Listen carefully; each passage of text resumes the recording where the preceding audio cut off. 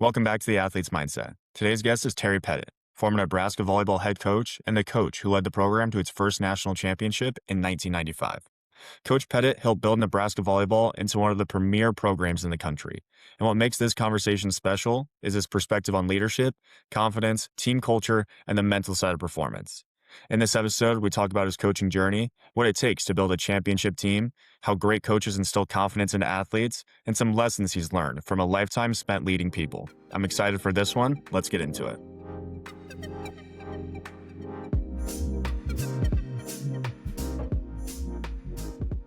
Terry, welcome to the podcast. How are you? Thank you, Tristan. I'm doing well. I am so happy to have you on here. You're a Husker legend. I was actually talking to my parents just yesterday that I was going to have you on the podcast, and my mom started to freak out a little bit. She was like, everyone always talked about football in the 90s, and she was like, the volleyball team where it was at. So very happy to have you on here. And before we get into all that you're doing now, you have your own podcast. You've won a national championship. Before we get into all that, I want to go back to the origin story of how you got into coaching. How did you realize that coaching was something that you wanted to really grow in? Somewhat by accident. I earned a MFA creative writing at the University of Arkansas, and there was a recession at the time. So I got in a car and drove east.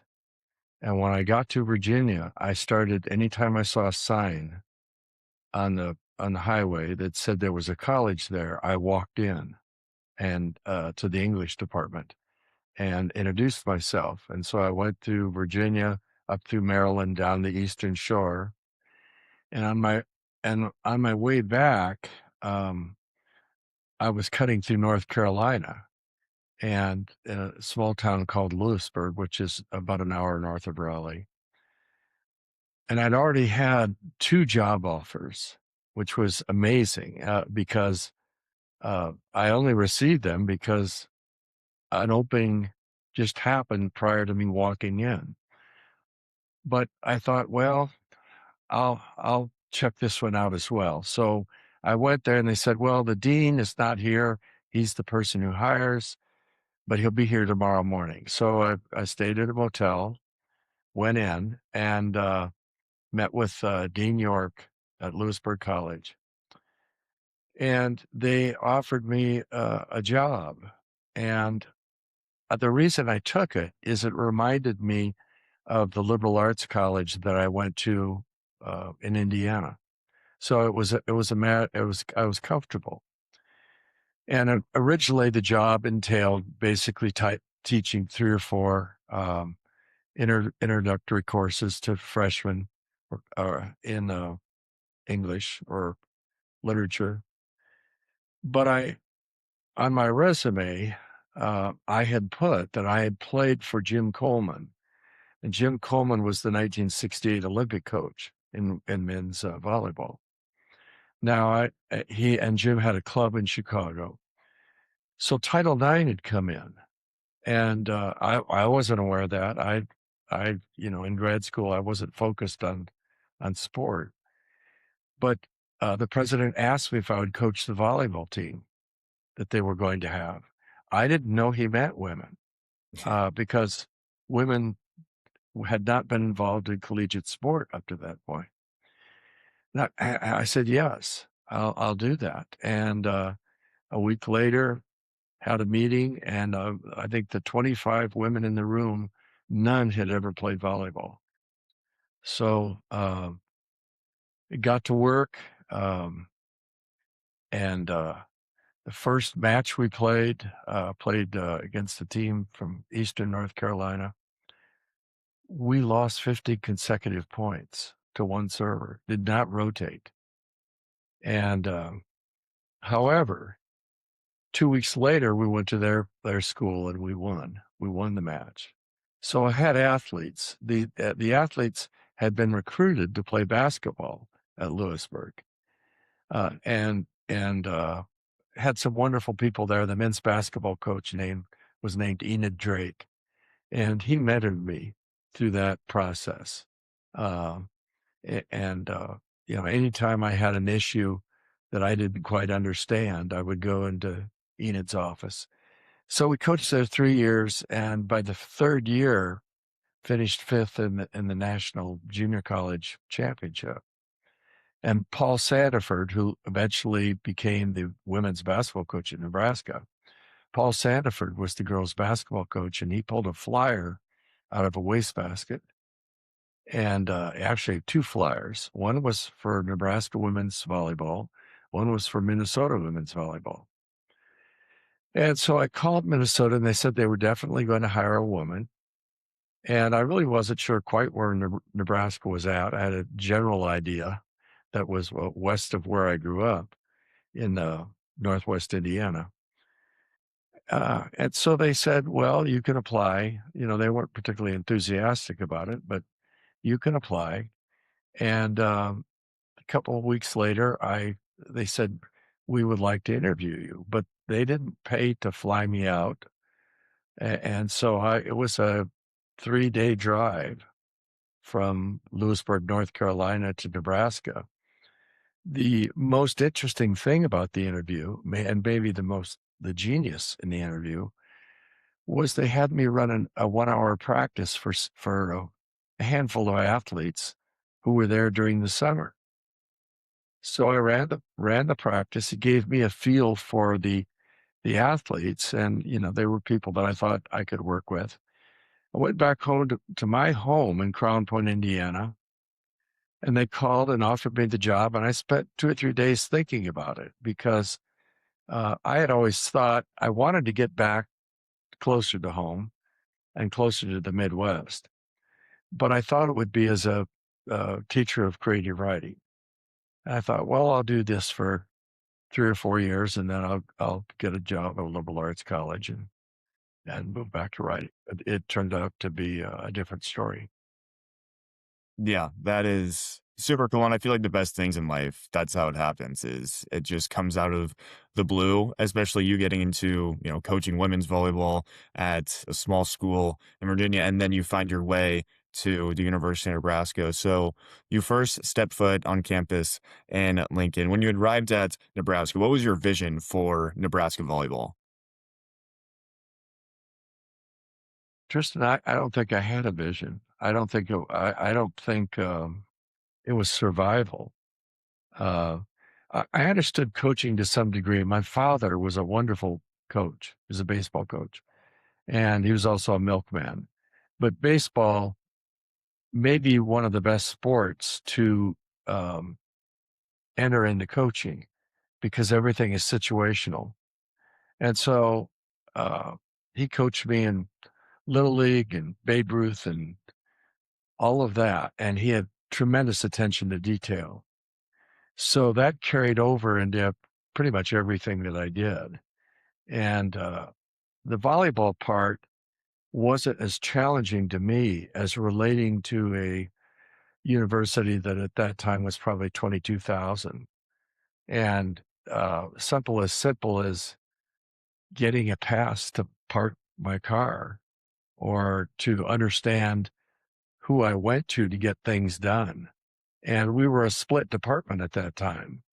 So the women's athletic department was brand new. It had been in existence for 2 years. And that meant that everybody there was new. The CEO of the department had never been a CEO. The sports information person had never been that. And we had a separate budget. I believe the budget my first year at Nebraska for the entire women's athletic department was less than $60,000. That included coaches' salaries, scholarships. I mean, I don't know. There might have been 1 or 2 women at Nebraska that were on books. That was their scholarship when I got there. Um, but that year, I was given the opportunity to begin scholarshiping people, and went out and recruited two players, 2 student athletes. One was from Fort Collins, Colorado, and the other one was from a small town near Indianapolis, Indiana. One became our first All-American, and the other one became a very strong player. And then I began to really travel the state and get a feel for what Nebraska was about. And I was very comfortable with the state right away, with the people in the state. I found them welcoming. I don't know that they jumped on board right away, but when they saw something and liked it, so um, yeah, I vision emerged. So, from trying to figure out how to keep my job and emerge to something greater than that. I inherited a building that had in the Nebraska Coliseum that had great bones, but it had been abandoned. The curtains were disintegrating. You couldn't set up one volleyball net. You had to set up five because they were anchored at either end of the Coliseum. It took 2 hours to set up the nets for practice. And plus, you had students who were going to classes in the Coliseum. So anybody could watch what you were doing. And, some people say, well, wasn't that a distraction? But it could be. Sometimes we had to encourage people to leave from the court that were shooting baskets. But on the other hand, it people became curious about what are these people doing, and I, I think I think in the long run it helped us. The Coliseum eventually became the best volleyball venue in the country, and um, yeah. So, but vision didn't happen probably until about my fourth or fifth year. And I had some wonderful people around me. Glenn Potter was in the physical education department. He'd been the former men's basketball coach at BYU. When I had what I thought was a small crisis on the team where a couple kids were smoking marijuana, he put it in perspective for me. See, I thought it as betrayal, and he said, "Hey, these are kids and you're doing fine. You're doing a good job. Get back on the horse." Uh, and there were other people as well. Frank Brown, who's a clinical um, uh, social worker, helped me work through some things. Other coaches, I developed really good relationships with other coaches, and we survived. So we went from surviving to believing to uh, a vision. And the vision probably initially was I would like to create an environment where if you were a talented athlete and you walked into that building, the athletes were playing with such creativity and joy, you would want to join them. It was almost evangelical. And you know what it's like when you go to any any event, whether it's a play, a musical, or an athletic event, where you see something special happening. It makes you, if you're a young kid, you want to go home and practice. But if you're a talented person, you begin to think, I'd like to do that someday. And that happened. It happened with a lot of athletes in Nebraska. One in particular, Karen Dahlgren, who's from Bertrand, Nebraska, was offered scholarships in basketball and track. And volleyball was the sport she had the least experience. But she said, I could not live with myself if I didn't know I could find out if I could play with that group of people.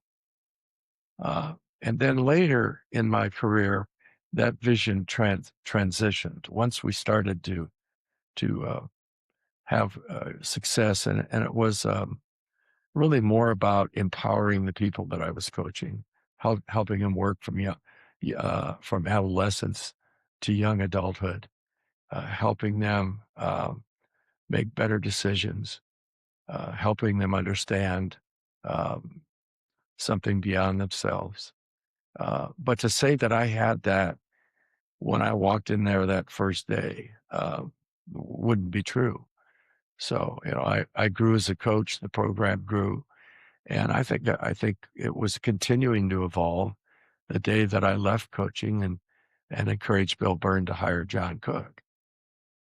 Yeah, you were still quite young when you got hired at the University of Nebraska, and you look at college athletics now, and it doesn't seem like that happens very often where you can be a young coach stepping into a really big, but in your case, new program. So as those years went on and you're not only learning things about yourself of how do I do this, you have a very small budget, everything is new, you're trying to figure things out for yourself, but then also you have to get the most out of your players, and then Nebraska is becoming kind of a powerhouse. I was just looking back and you guys were always, at the top of the Big 8 and just always dominant. Was there a point where it hit you and you kind of thought to yourself, wow, we could really be something here? And what were some of those principles that built that culture of being just on a great team? Um, well, that's a couple different questions. The first one was, I think after a couple years, I became aware my philosophy was a little different than other coaches at the time. It's a philosophy everybody has adopted today, but I was more interested in athleticism than I was somebody's fundamentals. I felt we could teach somebody fundamentals. I couldn't teach them arm speed. I couldn't teach them to be fast twitch. And so while other coaches were recruiting players that maybe were further along fundamentally, I was recruiting athletes that I thought someday could be even better than those people, and we had the time to do it. In terms of culture, my, my definition of culture is simple but complex. It's essentially the decisions and behaviors we make as a community. And so, uh, initially, those are laid down for a program into, we call them championship behaviors. These are the behaviors that give us the best opportunity to have success. And they grow out of values. They grow out of values like integrity. I'm always going to be truthful to my teammates and my coaches, and uh, I'm all effort is not a question. That we will always give great effort, and we have a list, a core list of 6 or 7 of those things, and then they grow into specific behaviors that that you train into that culture in terms of volleyball. So it uh, whenever we talk about the team, we use the word we. We don't use the word I. And as that becomes ingrained, I don't have to teach it anymore. If an athlete comes in, it is so much in the blood of the athletes that are there that new people pick up on it pretty quick. And I was also fortunate to be at Nebraska at a time when Coach Osborne was there. We became friends, and I modeled much of what we did along uh, uh, values that I saw that he was able to leverage. And, he was always very welcoming to me. And, uh, uh, yeah, I study coaches. I study successful enterprises. Why do they work? So I'll watch basketball or baseball, or later today, I'll be doing a podcast with Fred Hoiberg. And the thing that interests me most about Fred is how has he evolved as a coach? How does a program go from winning 30% of their games the first 3 years to winning 70% their most recent 3 years? Something happened, and more likely, a lot of things happened. And so I'm curious about that because if I'm coaching somewhere and I see what Fred did, and it might be hiring a different assistant, it might be changing his philosophy of how you win, it might be game management.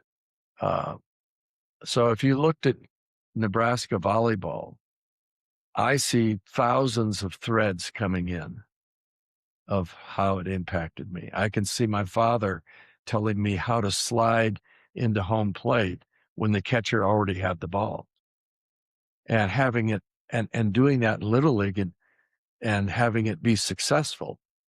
So when I was successful sliding into home plate and moving away from the catcher and reaching out for the plate with my hand, I wasn't thinking so much about the run we scored.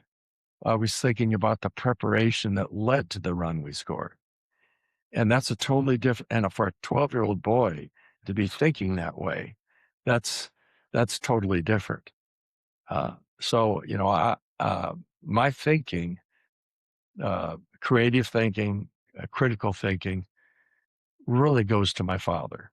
As a young boy, well, all the way through high school, I rode in the milk truck in the mornings with him. And it was always a conversation. It was always a conversation about life and sport. And he was very curious. So he would ask me questions about what I saw and how it applied. And so as a 12-year-old boy, I understood that if you were going to a fly in the outfield, I ran softly on the balls of my feet. I didn't want to go heel toe so that my head was moving up and down. I knew where to throw situationally. And then I wasn't happy about it, but he moved me to catcher my my 11 and 12-year-old year. I was much happier as an infielder, but I understood why he did it, because it was decision making, and because I understood the game, and because he allowed me to call pitches. If I have one thing that disappoints me a little bit about collegiate sport today, and it happens in both men's and women's sport, is that I would rather see a quarterback trained to recognize situations and call the game. I would rather see a setter uh, call the next play. I would rather see the catcher and the pitcher decide whether or not the changeup is appropriate here. But we see the coach signaling or talking on a phone, on a headset or something to the athlete. But that goes back to my vision for what I saw sport as a laboratory for allowing people to develop. And so I'm trying to develop their decision making, not just win games. If we're only interested in winning games, then maybe there's some advantage in telling them what to do. But that certainly wouldn't work in hockey. It doesn't work in soccer. It doesn't work in volleyball because the transitions are so fast. You can't control those things. And I remember um, a football game I watched, Nebraska. I believe Craig Bowl might have been the defensive coordinator, and Craig was a wonderful defensive coordinator. But their system was that on every play, they would look over and run in and out defensive players and call the defense. And I think we were playing Texas, and at some point in the game, Texas realized that, did a quick hike and touchdown. So what you want to do is train certainly behaviors on the court that give you the chance to win, but the players have to understand why you would choose to do that. I'll give you an example in volleyball. If I were coaching, I would put down tape or on the court that had 9 boxes on the court. So it's a grid. Well, when you have a grid, you know where you're at. And so I might say to a back row attacker, all right, today if you're set in back row attack, I want you to hit the ball to zone 1 or hit a roll shot to zone 6. Now, if they do that over time, they begin to be aware of which one worked. Why did it work? As opposed to me just saying, hit the ball to zone 1. Yeah. So what you do is you try and create constraints that allow the athlete to develop. It's much more powerful when you figure something out than when a coach just tells you. 100%. So I tried to create situations where the athletes could figure it out. So by their junior, senior year, Karen Dahlgren understood more about middle blocking than I did, because she'd done it so many more times. But I'd given her the framework to learn about how to do it.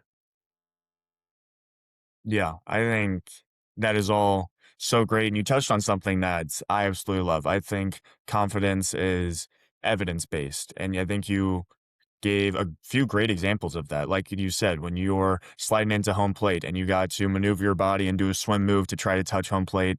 And in your mind, you could just think about the result of, all right, I scored. But it's deep down, that is, repetition and you had preparation going into that. And then you execute it. And then you have confidence, oh, I can do this again. And then, like you said, with the athletes of giving them an opportunity to call the plays, call the pitches, or be, maybe they aren't doing it, but if it was necessary, they could. And so I wanted to ask you, you kind of, gave a little bit of an answer there of how do you instill confidence into your athletes? I think the best coaches are the ones that instill confidence to their players. And so when they step onto the court or the field, whatever it may be, is they just go out there and play freely and believe in themselves. How do you instill confidence into athletes? Well, I think I think a coach's job is hope, and that I never went to an athlete. I mean, I hope that how I presented everything to athletes was, you have the right DNA to be successful if you're willing to be uncomfortable, if you're willing to go through um, thousands of repetitions that allow this to become instinct, if you have great intent. So I never said was going to be easy, but and when I recruited the athletes, I never tried to present myself in the program as anything other than what it was. I said, the day you leave here, I will still be moving the carrot out further. That my job is to introduce situations to you that allow you to develop even more. And so some people, that light goes on, the end of their freshman year, some maybe their junior year. And fortunately, in Nebraska, there were very few that it didn't go on. They were always better players, and I think better people by the time they were juniors and seniors than they were when they came in. Um, I'm trying to think of the second part of your question there, but uh, so it's a complex process. You have to have when I began coaching, I had a part-time graduate assistant helping me. Now I look over there and Danny has a 3-time full-time assistant, sports psychologist, a trainer, their trainer, and so many more resources to tap into to do this. But it also means she has to manage a much larger crew. I'd rather have 2 coaches than 3 coaches unless we have work for the third coach and unless the third coach is extraordinary. So my recruiting philosophy for both coaches and players was different than other people. I didn't look for people who did all things pretty good. I looked for people who did something extraordinary. So it might be arm speed, it might be vision, it might be their feet. It might be their mindset. But you get onto the court particularly as a younger player, not because you're complete, but because you bring something that your teammates don't bring. And it could be a situation. And so in baseball, it could be a pinch runner, or it could be a relief pitcher that has a changeup, and this person's weakness is a changeup. Or it could be that this person doesn't hit a left-hander. Uh, so coaches today can push a computer button and see every contact an opponent makes. So I could see every one of your at bats at Portland, and I could see every one of your at bats. I could enter a code and see every one of your at bats that you struck out and what the pitch was. But that doesn't do me any good if I don't have somebody who can throw the pitch there. And if it doesn't do me any good if I don't have someone who can throw the pitch there under pressure. So I have to take that and create a system that can adapt and can adjust to every possible situation, or more accurately, given my goals. And our goals, particularly the last 15 years, are to compete for national championships. Well, that means, all right, it means I will need to be competitive against Penn State, Stanford, Texas, schools that have athletes similar to mine. What is it that, uh, uh, where are they vulnerable? Where is every team vulnerable? And how can we exploit that? So everything is tied together. If you walked in, we did something that is very unusual. Most coaches, the first thing they're thinking about is we got to fix something. The first half hour to 40 minutes of our practice, we practiced what we already did at an exceptional level. So if you thought we transitioned good when you played us in the first half of the conference season, you're going to be blown away the second time you see us, because we will be so much better at this. You're spending a half an hour to prepare for that factor. You're not ready for the second time that we play us. And in those 23 years, we lost one match in the Coliseum to a conference opponent. Today's episode is brought to you by Relight Hydration, my go-to for staying fueled and refreshed. As a former athlete, I know how important it is to stay hydrated, and Relight makes it simple with clean ingredients and essential electrolytes. My two favorite flavors, lemon lime for that crisp, classic kick, and mixed berry when I want something a little sweeter. Whether it's before a workout, during a long day, or after training, Relight keeps me going.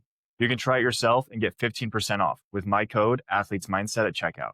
That's Athletes Mindset for 15% off at Relight. Stay sharp, stay hydrated. Wow.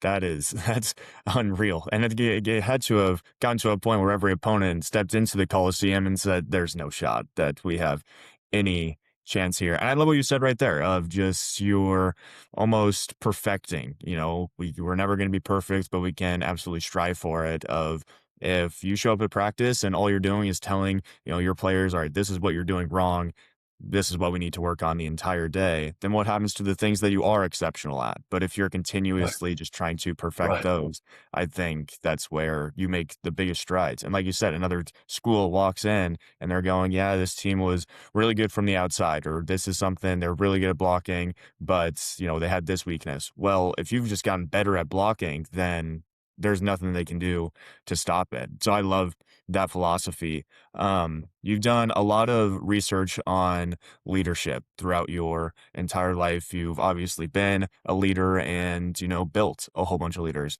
What do you think makes a great leader, not only in volleyball, but just life and sports in general?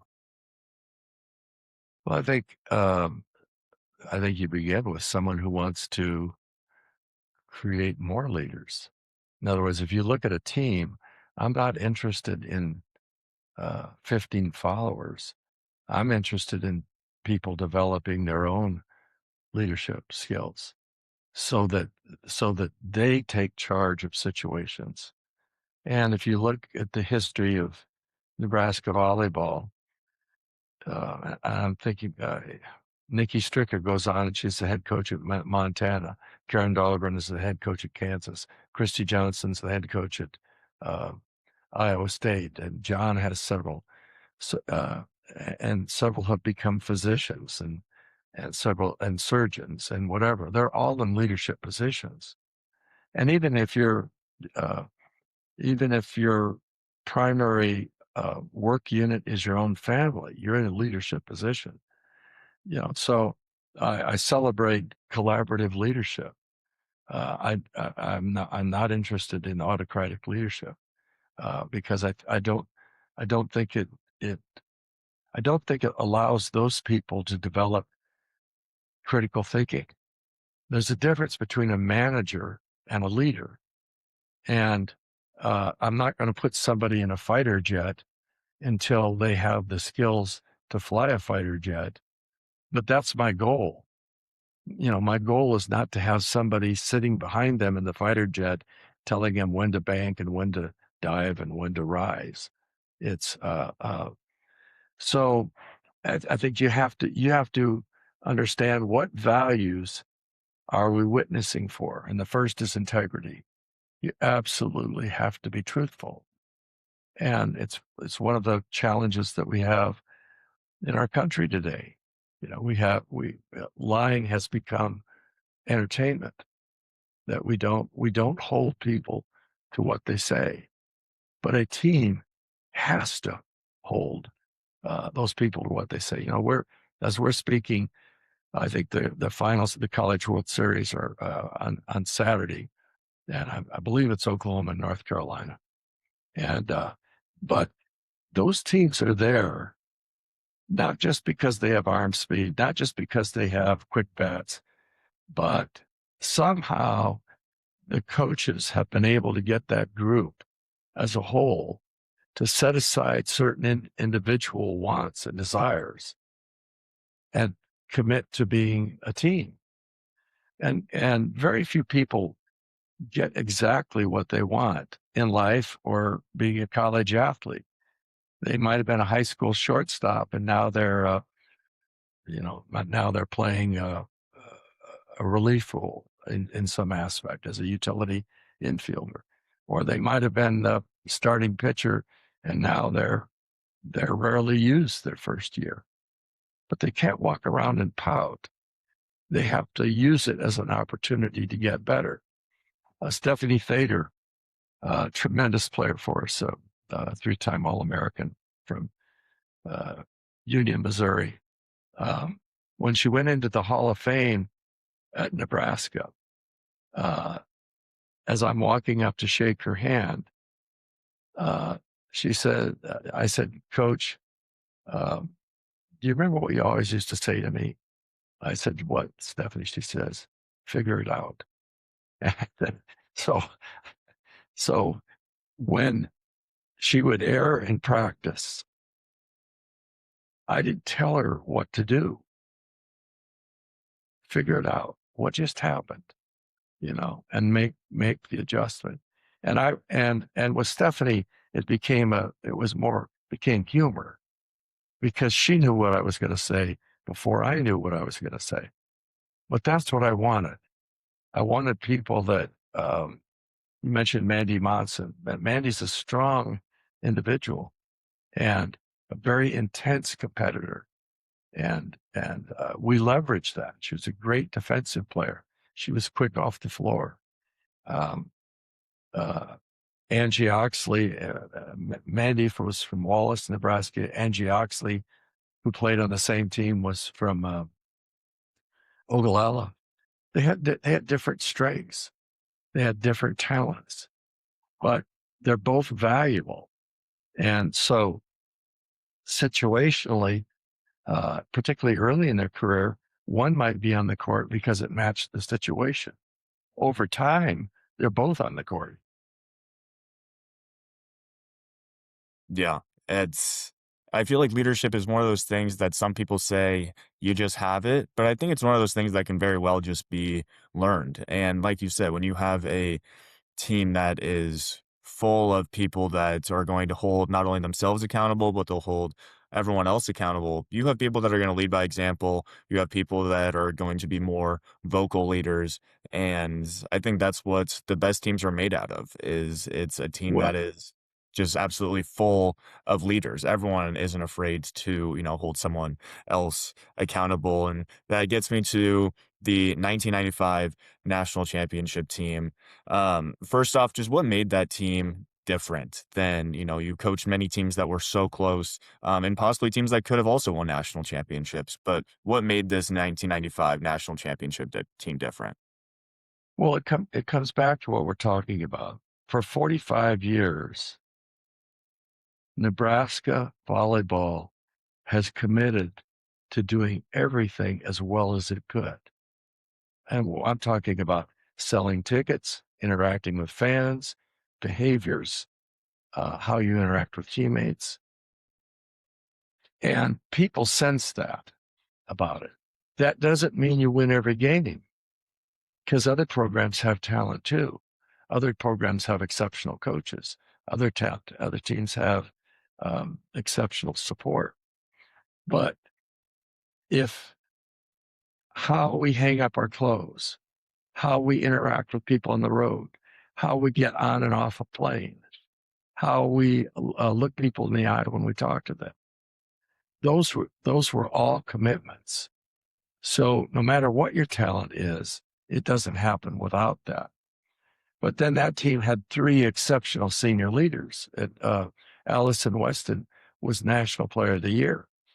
Friend Allison was from Papillion, Nebraska, played for a wonderful coach, Gwen Egbert. And so she arrived having had a high school coach who had the same vision. She played in Nebraska. And so Allison started from day one. And then it had an outside hitter from Boonville, Indiana, Billy Winsett, who had tremendous will and intent and was NCAA Woman of the Year. And then the third player, Christy Johnson, never lost an away match as a starting setter. Can you imagine going on the road and she was 62-1 and didn't play until her fourth year. Okay. So those three had different personalities, but they appreciated each other and they held and raised the level of everybody around them. You later today when I will interview Fred Hoiberg, and the thing that Sam Hoiberg did for Nebraska Volleyball is he played so hard, you could not be on the court and do the same thing with him. It's very difficult. When Christy Johnson set in the national championship in 1995, one of the directives I gave her, I said, I want you to celebrate with joy after every play. Because if you do, it will take pressure off your teammates. You don't want to move into the left side of your brain in the middle of transition. You want to trust your training. And so if you're celebrating, that's a different feeling than if you're analyzing. We don't need analysis. We're already prepared. And so she did that. So that leadership was there. But it doesn't happen without, and those three, when they were sophomores, were in practice. Only one of them was on the court at the time, but we went over for water break and I called the three of them over to me. And I said, you three will be on the court when Nebraska wins its first national championship.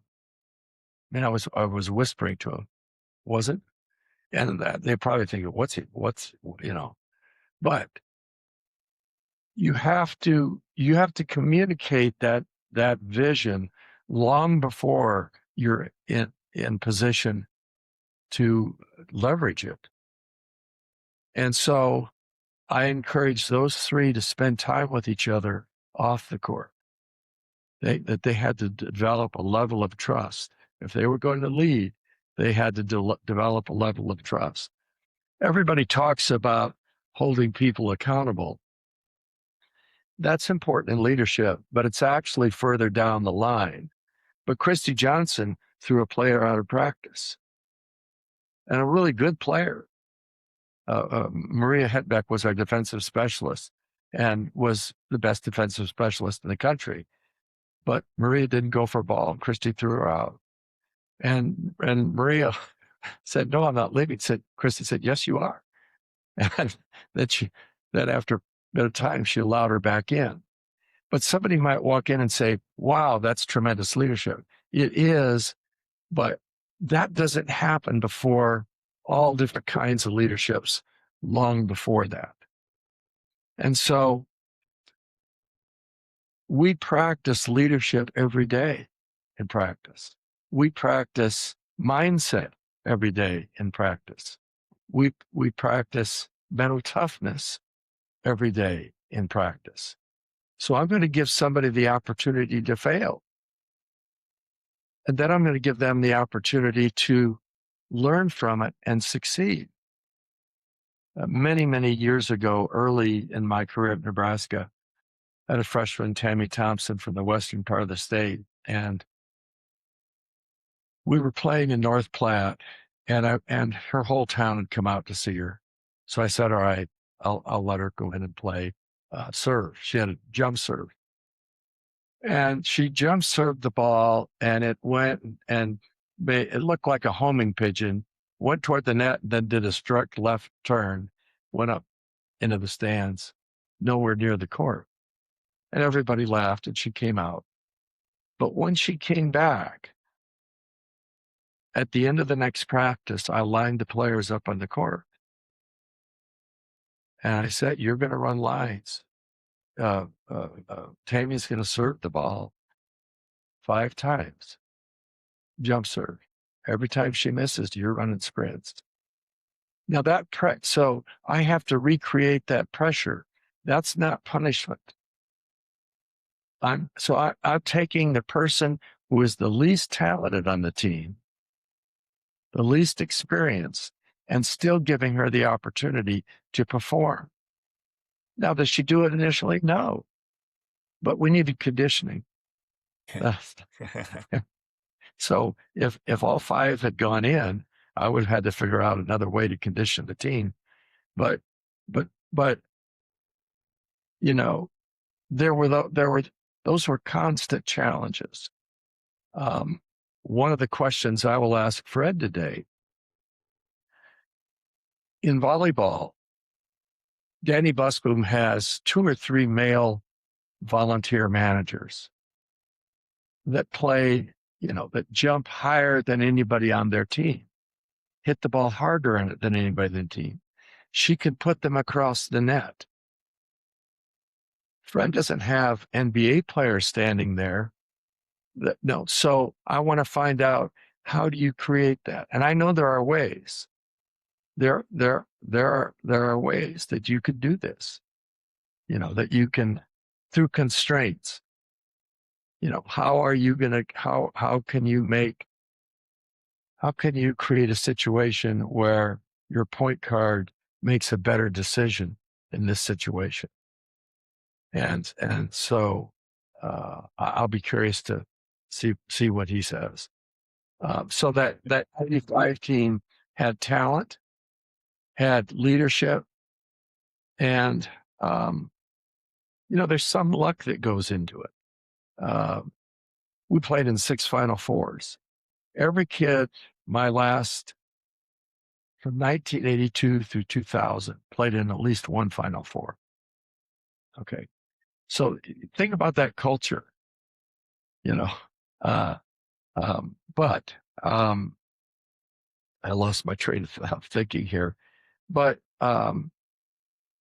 they've been given thousands of opportunities to get better. And again, the whole point of this is it's not winning the national championship.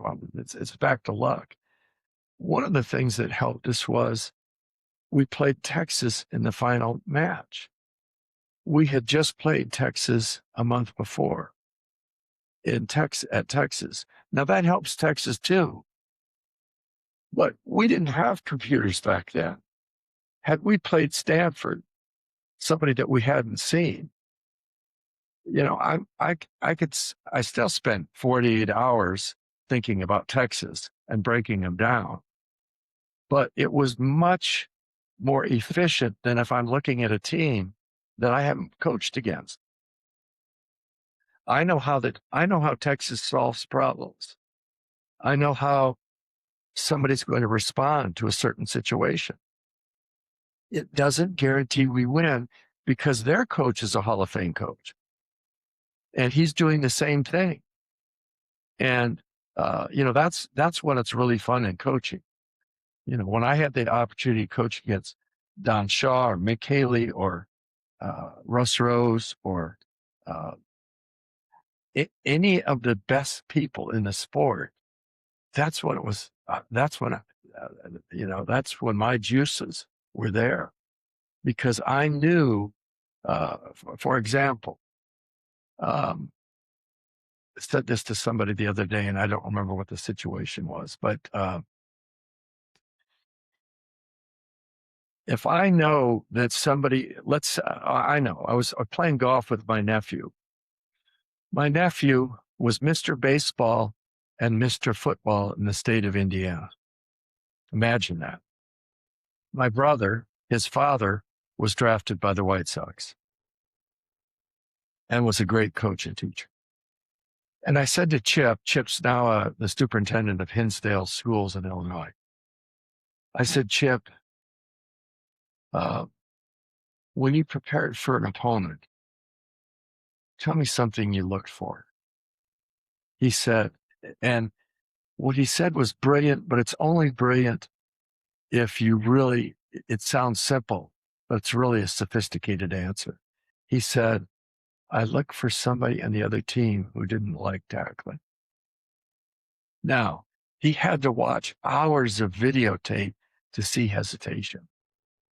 Okay. When I got on the videotape, one of the things I look for is if I watched enough tape, sooner or later, I could figure out who does the coach not trust? Who's on the court that he does not trust? And when do I go after them? And it wasn't from the beginning. I would go after them in the third set. Because if I go after them in the first two sets, he has 10 minutes to solve the problem. Okay.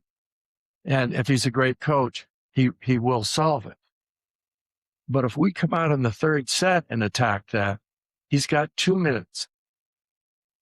He's got 2 minutes to prepare somebody for what's happening. Okay. So if I said that to most volleyball coaches, they're not thinking about something that far down the road. They're thinking about who can't pass. How do we stop this kid? Those things are more critical. But when you're playing the best team with the best coaches, they're going to play well. We're going to play it well. They're going to lose a set because they make errors. We're going to lose a set because we make errors. Who makes the last successful adjustment? So So I want to create problems, but if we're on the road, when we played Colorado in Colorado, you're at 5,000 feet, which is where I live at today. You cannot serve the ball as hard as you can in Lincoln. The ball would travel 5 feet further, it'd be out. So you have to serve a pop serve. Top spin doesn't take and you see this in Court Stadium. It's harder to throw a curveball that breaks a lot at Coors Stadium than it is in Indianapolis. Okay. So that impacts tactically what I'm doing. But if I'm playing Colorado at home, the fact that we're 401 against conference teams or whatever we were means I don't have to show certain things. But when I'm playing them in Colorado, I'm going to introduce things that I think that they're really vulnerable at. Because in that environment, they're going to play better. They're going to have more confidence. Yeah, that's all just so wise. I feel like everything you said this entire episode has just been so much deeper into just what kind of the average fan or even just average player or even coach just kind of sees. I mean, there's so much more in depth that you can go in any sport, especially in volleyball and especially in coaching. I want to ask you, it might be the 95 national championship, but it could be something totally different. When you look back at your entire career, or even when you were done at Nebraska, what are you most proud of? What was your most proud moment?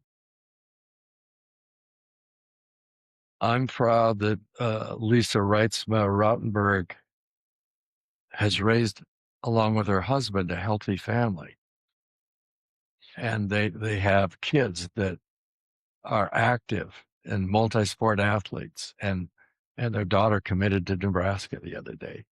I'm happy that Janet Cruz is the team physician at Nebraska. A wonderful player from Blair that was a 3-time All-American. I'm happy that Laurie Endicott, who's the best setter in the world in the 92 Olympics, is an assistant coach at Missouri State. I'm happy that Christy Johnson took what was then the worst program in the country and made it one of the top 15 programs in the country at Iowa State. So the things that bring me the most pleasure are happening today. Val Novak Warrior, and I have a conversation probably at least every other week. Fiona Nepo was a great 3-time All-American setter from Hawaii, and has been an assistant coach at Iowa State and West Virginia and Kansas State and Ohio State. She's now moved back to Nebraska. Can you imagine being born in Hawaii? You're Samoan, and the place you feel the most comfortable is Eastern Nebraska. What does that say about the culture? Okay. So I'm happy that she'll share with me the decisions that she's making.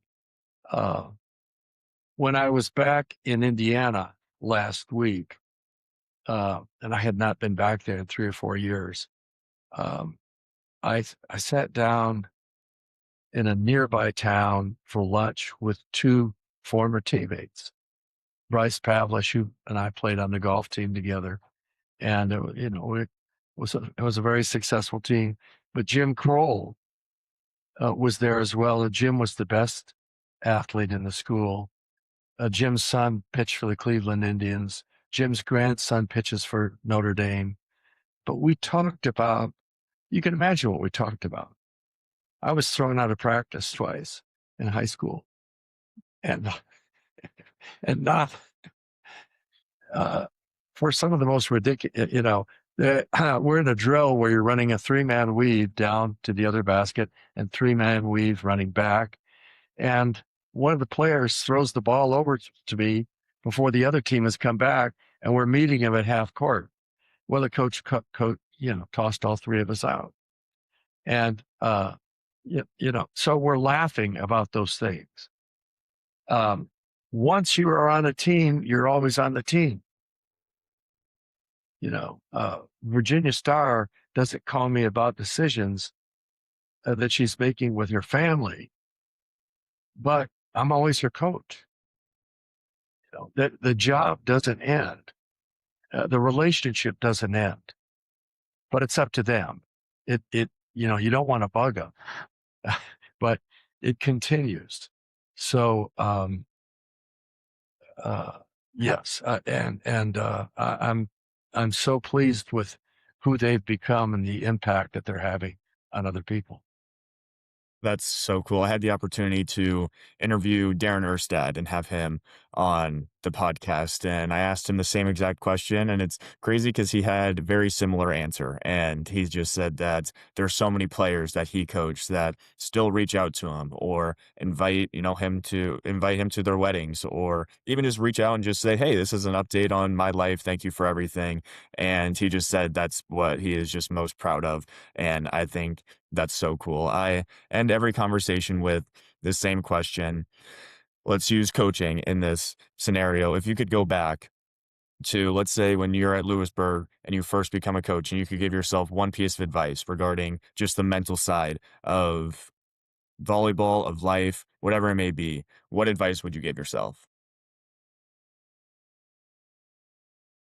Boy, uh, and I'm still in touch with those women. Those women now are 70, and many of them are coaches and ADs uh, and whatever. Um,